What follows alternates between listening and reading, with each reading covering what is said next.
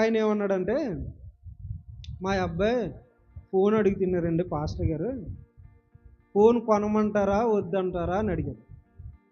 మీరైతే ఏం చెప్తారు? ఫోన్ కొనమంటారా వద్దంటారా అన్నారు. ఇప్పుడు ఒకవేళ నేను కొనమన్నానే అనుకో, వాడు గేమ్లు ఆడుతా ఇంట్లోంచి బయటికి వెళ్ళకుండా ఆ గేమ్లు ఆడుతా కూర్చున్నాడు అనుకో, పాస్టర్ గారు మీరు కొనమన్నారు కాబట్టి నేను కొన్నాను అని అంటాడు. ఒకవేళ వద్దు అన్నాను అనుకో, వీడికి లోక జ్ఞానం తెలిస్తే లేదండి, ఆ రోజు ఫోన్ కొంటే వద్దు అన్నారండి అని అంటాడు. కొనమన్నా నాకే, కొనొద్దన్నా నాకే. ఇప్పుడు నేను ఏం చేయాలి? నేను అన్నాను ఫోన్ కొనేయండి అన్నాను. ఫోన్ కొనేసాడు. ఫోన్ కొనేసి పాస్టర్ గారు ఎక్కడ ఉన్నారు రండి అన్నారు. ఇంటి దగ్గర ఉన్నాండి, ప్రార్థన చేతురుగండి రండి అన్నారు. ఏమంటే ఐఫోన్ కొన్నానండి మా అబ్బాయికి, అది వేలల్లో ఉంటుంది, 90,000 అంత చిల్లర చెప్పాడు. 90,000 ఫోన్ కొన్నానండి, వచ్చి ప్రార్థన చేయండి అన్నారు.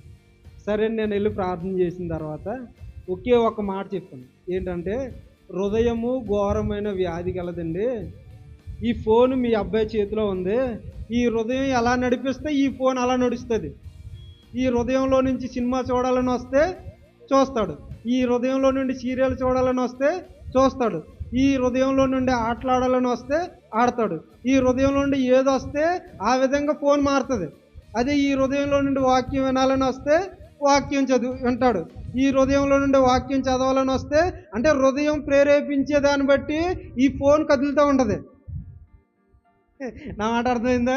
హృదయం దేన్నైతే ప్రేరేపిస్తుందో దాన్ని బట్టి ఈ హృదయం ఈ ఫోను మారుతూ ఉంటుంది. ఏది చూడాలన్నా ఈ ఫోన్ కదిలించాలన్నా ఎక్కడి నుంచి వస్తుంది అంటే హృదయం చెప్పేదాన్ని బట్టి ఉంటుంది. ఇప్పుడు నాతో చెప్పండి, ఫోన్ మంచిదా చెడ్డదా?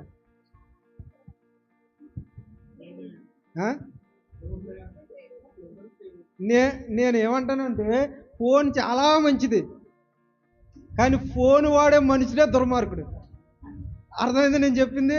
ఫోన్ చాలా మంచిది, కానీ ఫోన్ వాడే మనిషినే చెడ్డోడు.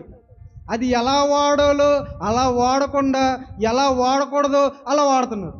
వస్తువు మంచిదా చెడ్డదా? వస్తువు మంచిదే, కానీ వస్తువు వాడే మనిషే చెడ్డోడు. వస్తువు చాలా మంచిది, కానీ వస్తువు వాడే మనిషే చెడ్డోడు. చాలామంది ఏం చేస్తారంటే వస్తువులను ప్రేమించినంతగా మనుషుల్ని ప్రేమించడం.